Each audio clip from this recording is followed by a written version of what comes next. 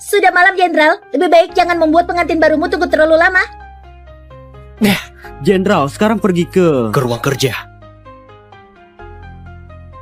Nyonya, kenapa kau tadi tidak memberitahu Jenderal bahwa salep itu bermasalah? Memberitahu pria tebu itu tidak ada gunanya. Pria tebu?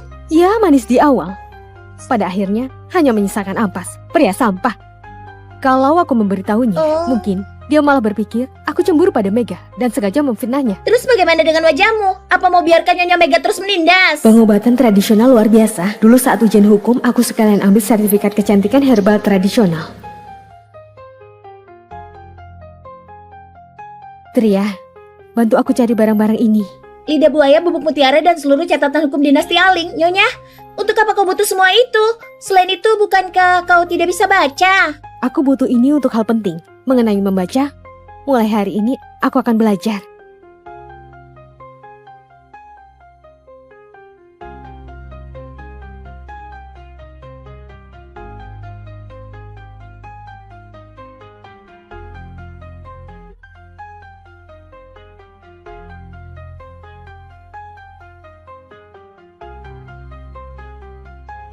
Wah, Nyonya, kau jadi cantik. Wah, Nyonya, kau jadi cantik. Nyonya kedua dan tuan muda datang. Ibu Mega, meski ibu menindasmu, kau masih datang beri salam pagi padanya. Hatimu sungguh terlalu baik. Ibu Mega cantik dan berhati mulia. Aku baru saja dapat selaikan terbaik.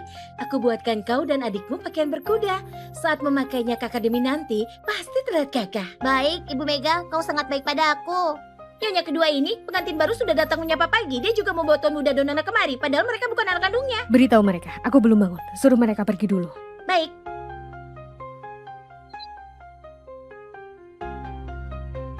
Nyonya kedua, tuan muda Nona, semalam Nyonya tidur larut malam, saat ini masih belum bangun. Salam pagi untuk hari ini ditiadakan. Belum bangun? Aku saja sudah bangun. Kenapa dia belum bangun? Apa dia babi? Tuan muda, bisa-bisanya aku mengatai Nyonya. Nyonya sedang tidak enak badan, benar-benar belum bangun. Kalian kembali saja. Kakak, ibu sengaja menyusahkan Ibu Mega lagi.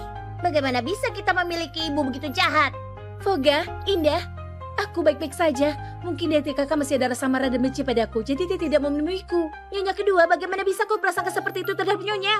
Memangnya kau siapa? Berani bicara seperti itu pada majikan? Tuan muda, biasanya kau tak pernah bicara seperti itu pada pelayan. Aku paling hanya hukum pelayan sepertimu. Pagi-pagi sudah ribut seperti ini. Jenderal, pengantin baru masuk rumah beri salam pagi sebagai etika, tapi kakak enggan menemuiku. Malah suruh pelayan keluar untuk menghinaku. Fogo tidak terima demi aku. Jadi dia menegur pelayan. Jangan salahkan dia. Ibu sengaja menyulitkan Ibu Mega. Pergi, bangunkan dia. Kalau kau tidak mau, aku sendiri yang akan pergi. Ayah, aku saja.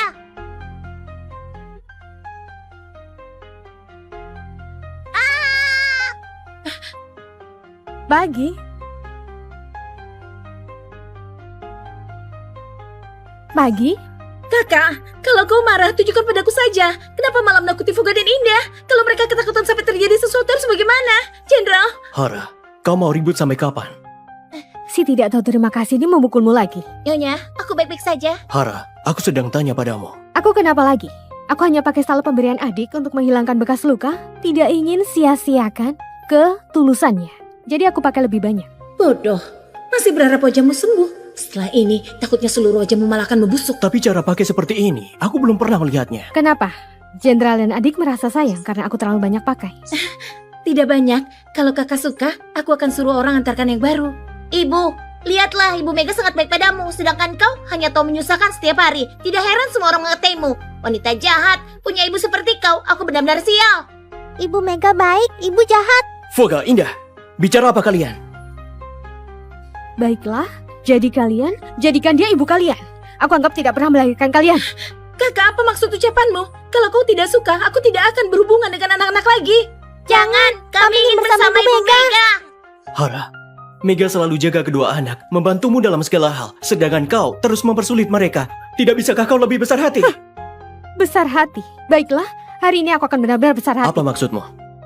Aku tanya kalian, hari ini kalian pilih Mega atau aku? Cuma boleh pilih satu. Ibu, Apa yang kau lakukan? Mereka ini darah dagingmu. Pilih saja. aku tidak mau ibu, aku mau Ibu Mega. Baiklah, Aku turuti. Kelak jangan panggil aku ibu.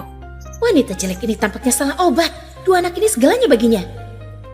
Aku tidak tahu kenapa jadi begini. Aku tidak pernah pikir merebut anak-anak dari kakak. Sudahlah, Jenderal. Kau juga sudah lihat.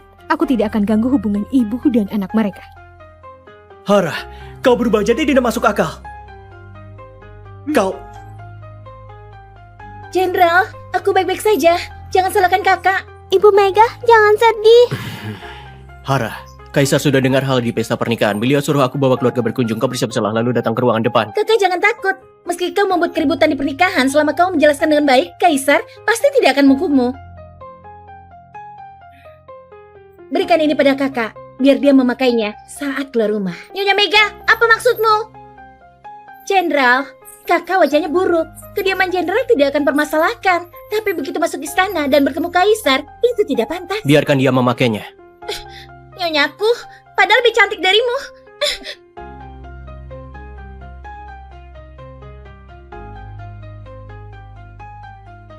Masih saja bersedih untuk pria itu. Bisakah sedikit punya harga diri, punya keluarga seperti ini, kalau tidak bercerai? Apalagi yang ditunggu? Kenapa? Tidak boleh. Tapi kau begitu cinta jenderal. Bagaimana dengan Fogo dan Indah? Mulai hari ini, aku bukan lagi istri jenderal. Aku hanya Hara. Setelah nyaris mati, semuanya jadi lebih jelas. Yang meninggalkanku, biarlah pergi. Gadis bodoh, kenapa kau menangis? Aku hanya merasa sedih untuk Nyonya. Kau menikah dengan keluarga Luno tapi tidak pernah menikmati kebahagiaan. Dulu meskipun sederhana, setidaknya seluruh keluarga akur. Tapi sejak Nyonya Mega datang, semuanya berubah. Kau juga dipaksa. Bukan karena dia datang semuanya berubah, hati manusia mudah berubah, keindahan memudar, cinta pun lenyap karena jenderal benci padaku. Kalaupun bukan Mega, akan ada Mega lainnya. Karena pemilik tubuh ini tidak mau jadi istri jenderal lagi. Jadi pernikahan ini bagaimanapun caranya aku akan membantunya bercerai. Lalu Nyonya soal pemulihan wajahmu. Kalau Mega kirim salep baru lagi, terima saja dulu. Baik. Mana dia? Bahkan makan saja harus ditunggu. Benar-benar tidak menganggapku sebagai ibu bertuanya lagi. Ibu, jangan marah pada kakak. Mega masih lebih cocok dengan hatiku. Tidak seperti Hara si unik itu, tanpa bakat, tanpa kebajikan, dan wajahnya seperti iblis malam. Kalau dia masuk istana dan bertemu Kaisar. Ibu, aku datang terlambat. Aku ingin mempermalukannya. Malah dia jadi pusat perhatian. Tunggu. Siapa yang mengizinkanmu duduk di meja makan? Karena kau terlambat, berdirilah. Layani makan. Aku pikir tunggu aku makan. Ternyata tunggu aku layani orang. Bukannya kau punya menantu baru, kenapa tidak suruh dia? Berani sekali kau. Belum giliran suami makan. Pematuran tidak. Pergi sana. Hara, Apa si tua ini begini caranya menindas pemilik tubuh ini? Chandra diam saja melihatnya. Apa lihat-lihat? Ah? Apa aku tidak boleh mengaturmu? Aku ingin makan topu putih itu. Ambilkan untukku. Tampaknya hari ini tidak akan makan. Hara, Semuanya jangan makan. Hara!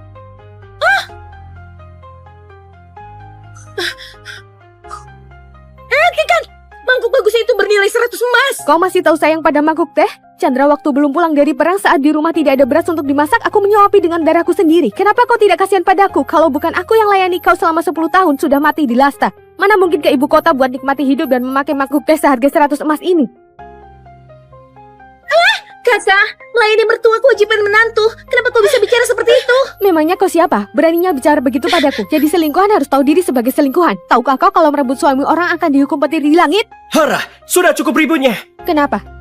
Jenderal Balvin ingin memukulku? Chandra, saat kau belum pulang dari perang, saat keluarga dalam kondisi paling sulit, takut ibumu dan anak-anak kelaparan, bahkan belum selesai masa nifas harus angkut karung di pelabuhan demi beras. Semangkuk bubur putih ibumu meminumnya dalam satu tegukan besar, menyisakan hanya satu tegukan untukku. Kenapa? Buburku itu ternyata diberikan untuk anjing. Hara, aku tahu aku telah bersalah padamu. Kenapa? Kau ingin lakukan apa?